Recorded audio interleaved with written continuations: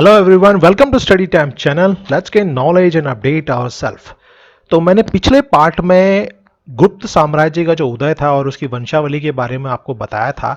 तो आज हम उसी पार्ट को कंटिन्यू करेंगे और ये जो पार्ट वन जो है इसको आज हम पार्ट टू में कंप्लीट करेंगे। ओके।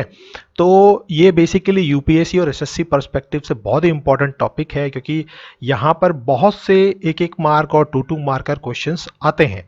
तो जरा ध्यान से एंड तक इस वीडियो को देखना। ओके।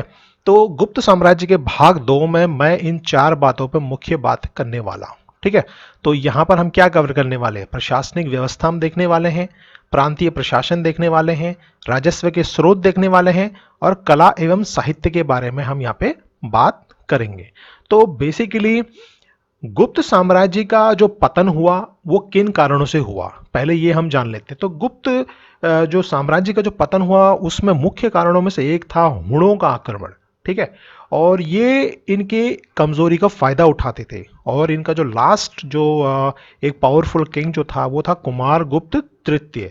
तो इनकी कमजोरियां बढ़ती गई और एक विकेंद्रीकरण यहाँ पर शुरू होता गया, जो कि समुद्रगुप्त से ये शुरू होता है। और ये वंशवाद जो था यहाँ पर बहुत ज़्यादा फैलने लग गया था। तो वही सब चीज़ें हम यहाँ पर कवर करने वाले हैं। तो पतनों में एक तो कारण ये था। तो अब हम एक एक टॉपिक को डिटेल में पढ़ते हैं। तो सबसे पहले हम बात करते हैं गुप्तों की प्रशासनिक व्यवस्था के बारे में, हम यहाँ पे देखते हैं। ठीक है। तो जो राज सत्ता जो थी वो वंशानुगत हो गई थी। यहाँ पर जो राजा था उसका जो बड़ा बेटा होता था उसे पता था कि मैं ही राजा बनने वाला हूँ, भले ही वो नपुंसक ही क्यों ना हो, तो उसको पता था मैं राजा हूँ। जैसी ये कहानी यहाँ पर शुरू होती है, जो चंद्रगुप्त द्वितीय जो था उससे पहले उसका जो बड़ा भाई जो था रामगुप्त बना था, वो बहुत कमजोर शासक था। उसने अपनी पत्नी तक दांव पर लगा दी थी और चंद्रगुप्त को अंत में युद्ध करके उसे हटाना पड़ा, उसको मृत्यु घाट उतारना पड़ा ताकि वो राजा बने। तो पावरफुल राजा से पहले अगर कमजोर भी है और बड़ा भाई है तो उसे राजा बनने का मौका मिलता था। तो ये राज सत्ता जो थी वो वंशानुगत हो गई थी। केवल राज सत्ता ही नहीं, यहाँ पर जितने भी मंत्रियों की पोस्ट जो थी बड़ी बड़ी वो तक वंशानुगत कर दी गई। अब हम आगे देखेंगे कि कैसे हुई थी। ठीक है। अब देखिए इनका जो प्रशासन जो था वो सम्मिलित था। सम्मिलित मतलब ये है कि इनके प्रशासन में मौर्यों, सातवाहनों, शकों, कुषाणों, इन सब के प्रशासन के कुछ ना कुछ विधियां सम्मिलित थी। तो ये मिक्स काइंड ऑफ प्रशासन था, इनका अपना स्पेशल कुछ नहीं था ज्यादा से ज्यादा। ठीक है। उसके बाद लैक ऑफ कंट्रोल था। ठीक है। जैसे मौर्यों के टाइम पे एक सेंट्रल जो एडमिनिस्ट्रेशन होता था वो पूरे देश के ऊपर कंट्रोल करता था, लेकिन यहाँ पर जो था केंद्र का जो हस्तक्षेप था बहुत कम था। यहाँ सामंतीवाद जो था वो ज़्यादा बनते गया और यहीं से विकेंद्रीकरण आपको देखने को मिलता है। ओके।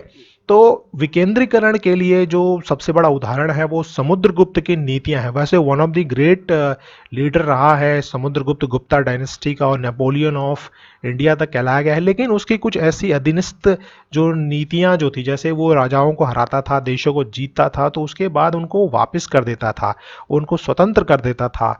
तो अच्छी एक स्ट्रेटेजी थी, लेकिन इससे क्या होता था कि सामंतवाद बढ़ते गया और जब इनका एक कमजोर राजा आता था तो सामंतवाद जो था वो चरम सीमा में पहुंचता था और वो अपने ही राजा के खिलाफ होने लग जाते थे। ओके। तो ये भी एक विकेंद्रीकरण का एक बहुत बड़ा यहाँ पर उदाहरण है। ठीक है। उसके बाद देखो बात करते हैं मंत्री और अमात्यों की। तो राजाओं की मदद के लिए स्पेशली मंत्री और अमात्य यहाँ पर अपॉइंट होते थे और उनका चयन राजा के ही द्वारा होता था और उनकी व्यक्तिगत योग्यता राजा देखता था। और किसके द्वारा अपॉइंट करवाता था? यहाँ पे राजकुमारों के द्वारा, सामंतों के द्वारा और उच्च अधिकारियों के द्वारा।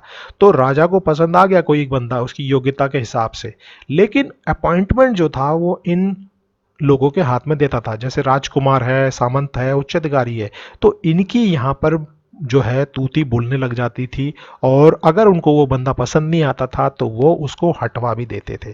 तो एक प्रकार से यहाँ पर डिसेंट्रलाइजेशन भी देखने को मिलता है। ओके। अब देश और भुक्ति की बात करते हैं। तो राजा जिन इलाकों पर डायरेक्ट शासन करता था उसका जो प्रशासक होता था उसको गोप्ता कहते थे और देशों के नीचे होते थे प्रांत, जिनको भुक्ति कहा था। ठीक है। तो अब मैं आपको यहाँ पे एक पिक्चर के द्वारा एक्सप्लेन कर दूंगा। जैसे आप यहाँ पे देख रहे हैं, तो सबसे पहले राजा के द्वारा जो कंट्रोल्ड एरिया होता था जिस पे वो डायरेक्ट हस्तक्षेप रखता था अपना, उसको देश बोलते थे। और इन देशों के नीचे जो प्रांत होते थे इनको भुक्ति कहा जाता था।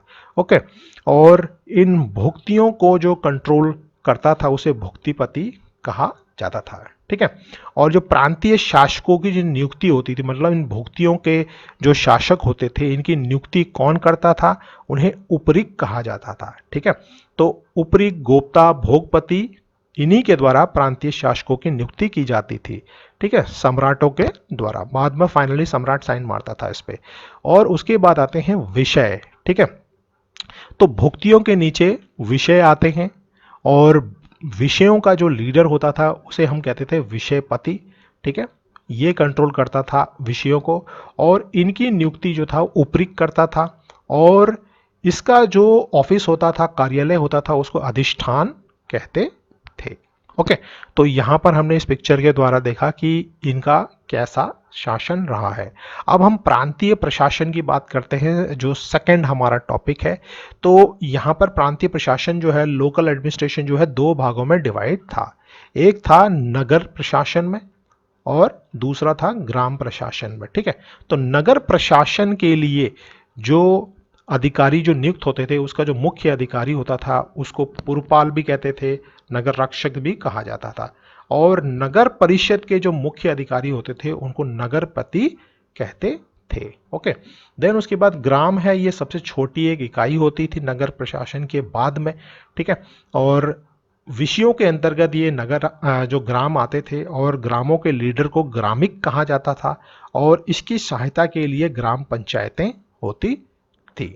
और यहां पर अगला जो है, इसी के अंदर न्याय व्यवस्था है। ठीक है, तो न्याय व्यवस्था, अब देखो गुप्त काल से एक बहुत ही इंपॉर्टेंट टॉपिक है। गुप्त काल से न्याय व्यवस्था जो थी, यहां पर फौजदारी और जो दीवानी जो मामले होते थे इनको अलग किया गया। यहीं से कोडिफिकेशन हमको देखने को मिलता है। वो बात अलग है कि अंग्रेजों के आने के बाद में हमारा यहाँ पे इंडियन पीनल कोड वगैरह सब बने हैं, लेकिन गुप्त डायनेस्टी के टाइम पे ये सब शुरू हो गया था।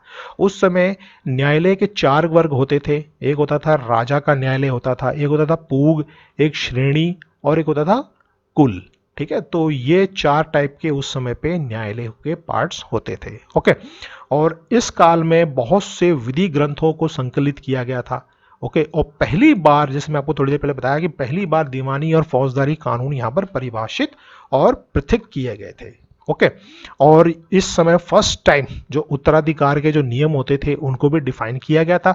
और सबसे खास बात यह है कि राजा जो न्याय और निर्णय देता था वो ब्राह्मण पुरोहित की सहायता से ही देता था। तो ये न्याय व्यवस्था के अंतर्गत आता है। अब हम यहाँ पे बात करेंगे गुप्ता डायनेस्टी के अंतर्गत जो राजस्व के स्रोत थे वो क्या क्या थे। ठीक है, देखिए इसमें खास बात यह थी कि तो king was the sole owner of the land. तो गुप्त काल में भूमि पर सम्राट का ही स्वामित्व माना जाता था, और यहां से जितना भी चीज उत्पन्न होता था खेत से, वो उसका 1/6 भाग रखता था। ठीक है, तो अब मैं यहाँ पे आपको कुछ टाइप ऑफ टैक्सेस के बारे में बता देता हूँ जो गुप्ता डायनेस्टी के अंतर्गत लिए गए थे। ठीक है, तो इसमें पहला है भाग। तो भूमि उपज का ये 1/6 जो पोर्शन आप देते थे राजाओं को, उसको भाग बोलते थे। ठीक है, उसके बाद है भोग। तो राजा को प्रतिदिन दी जाने वाली फल फूल जो सब्जी आदि जो भेंटें उसको मिलती थी उसको भोग कहा जाता था। उसके बाद है उद्रंग। ये एक प्रकार का ही एक लैंड टैक्स होता था, इसको उद्रंग कहते थे। ठीक है, उसके बाद है ऊपरी कर। तो एक प्रकार का एक और स्पेशल ये ऊपरी कर एक लैंड टैक्स ही होता था। ठीक है, उसके बाद है भूतावाद प्रत्याय। ठीक है, तो जो जितने भी विदेशी वस्तुओं के आयात पर जो स्पेशल टैक्स लाता था, मतलब जो इंपोर्ट टैक्स होता था, उसको भूतावाद प्रत्याय कहते थे। ठीक है, उसके बाद है शुल्क। तो जैसे सीमा शुल्क हो गया, बिक्री हो गया, और जितने भी वस्तुओं पे अगले जो लगने वाला जो टैक्स होता था उसको शुल्क कहते थे। और ये जो टैक्सेस होते थे ये कैश के रूप में भी चलता था और अनाजों के भी रूप में यहाँ पे हमको देखने को मिलता था। ठीक है, तो ये यहाँ पर कुछ हमने टाइप ऑफ टैक्सेस हमने यहाँ पे देखे हैं। देखो कला और साहित्य से पहले मैं आपको कुछ और स्पेशल इसी के बारे में बता देता हूँ कि यहाँ पर एक स्पेशल टर्म आता है अग्रहार। ठीक है। तो ये अग्रहार बेसिकली होता क्या था? ओके, तो जो भी मंदिर हो गए या ब्राह्मण हो गए, उनको जो भी भूमि दान में दी जाती थी उसे ही अग्रहार कहा जाता था। ठीक है। अब मैं ये इसलिए बता रहा हूं क्योंकि यहां पे जो विकेंद्रीकरण का जो शब्द है वो यहीं से शुरू हो जाता है, क्योंकि यहां पर लैंड डोनेशन की यहां पे प्रक्रिया शुरू हो जाती है। ठीक है। तो गुप्त डायनेस्टी में क्या होता था कि अब मंदिरों को और ब्राह्मणों को दान देना यहाँ पर शुरू हो गया था। ठीक है। तो जमीन जो थी वो राजाओं के हाथ से निकलती जाती थी। ठीक है। और एक खास बात और थी कि जो सामंत होते थे वो राजा की अनुमति के बिना कभी भी भूमिदान नहीं देते थे। तो राजा से अनुमति लो और भूमिदान आप करो। और छठी शताब्दी तक हमको ये सब प्रमाण देखने शुरू हो जाते हैं कि भाई छठी शताब्दी में क्या हुआ कि भाई जो सामंत जो थे उससे पहले तक राजा से अनुमति मांगते थे, लेकिन उसके बाद में क्योंकि छठी शताब्दी के बाद में जो कमजोर गुप्त किंग आने लग गए तो उनकी पूछे बगैर ही वो भूमिदान देना शुरू कर दिए। तो यहाँ पे विकेंद्रीकरण की जो प्रवृत्ति है वो यहाँ पर देखने को मिलती है। ठीक है। और छठी शताब्दी तक विकेंद्रीकरण जो था वो पूर्णतया प्राप्त कर चुका था। ओके, तो ये थे याजस्प के यहाँ पे स्रोत। बहुत इंपॉर्टेंट टॉपिक मैं बताने वाला हूं, कला एवं साहित्य। यहां से बहुत से सवाल हमको देखने को मिलते हैं पेपर में। ठीक है, छोटे छोटे एक एक नंबर के सवाल आते हैं। ठीक है। और कला और साहित्य में देखो खास बात यह है कि कला और साहित्य के विकास की दृष्टि से जो गुप्त काल था वो भारतीय इतिहास का स्वर्ण युग था। ठीक है। और इसी काल में मंदिरों का निर्माण कला जन्म हुई। ठीक है। जितने भी जो शिखर टाइप के जो मंदिर होते थे उनका निर्माण जो था वो गुप्त काल के अंतर्गत ही शुरू हुआ है। तो यहाँ पर मैं आपको ये एक लिस्ट दे रहा हूँ। ठीक है, ये बहुत इंपॉर्टेंट है। ये है स्थान, ठीक है, और ये है मंदिर या स्तूप। ठीक है। अब देखो कौन से स्थान पर कौन कौन सा मंदिर या स्तूप है, ये पेपर में एक एक नंबर में आता है। जैसे भूमरा, भूमरा में आपको शिव मंदिर है। ठीक है। तिगवा जो जबलपुर में है, विष्णु मंदिर आपको मिलेगा।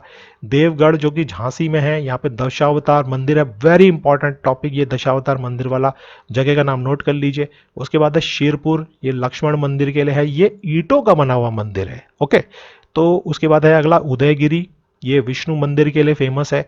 उसके बाद है भीतरगांव कानपुर में, ये भी एक ईंटों का ही मंदिर है।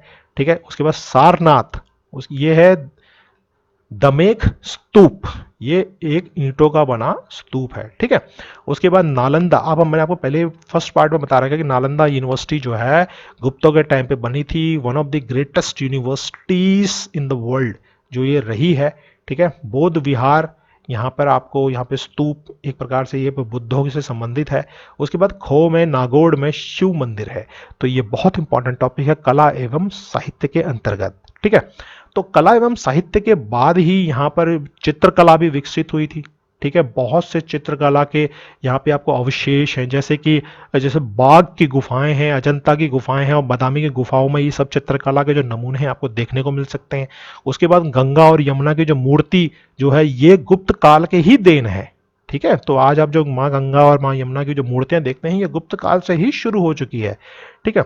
और यहाँ पे बहुत से अब ग्रेट यहाँ पर रचनाकार आपको देखने को मिलेंगे, और अगर आप इनकी एक रचना भी पढ़ लेंगे तो आपको समझ में आ जाएगा कि भाई क्यों कला और साहित्य और रचना के हिसाब से जो गुप्त काल था इतना इंपॉर्टेंट था। ठीक है। देखो गुप्त काल की इंपॉर्टेंट रचनाएं, बहुत ही इंपॉर्टेंट टॉपिक है, यहां से 1 मार्क का क्वेश्चन बनता है। जैसे ऋतु संहार पूछ लेंगे कि भाई इसके रचयिता कौन थे, जैसे आप इसका उत्तर देंगे कालिदास। तो ये बहुत इंपॉर्टेंट ये लिस्ट है, इसको आप जरूर पढ़ लीजिए। इसका आप यहाँ पे स्नैपशॉट लेके आप इसको पढ़ सकते हैं। ठीक है। आप इसको नोट डाउन कर लीजिए अपने बुक्स में। ठीक है।